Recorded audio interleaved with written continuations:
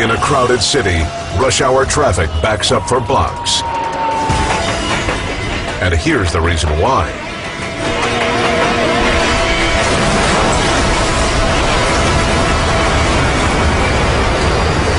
It's terror on the tracks.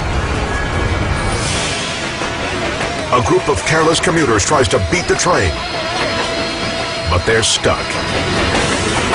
And there's no stopping what happens next. With a tidal wave of mangled steel bearing down on it, one bystander barely scrambles to safety. But not everyone is so lucky. Witnesses search for the injured among the piles of crushed metal wreckage.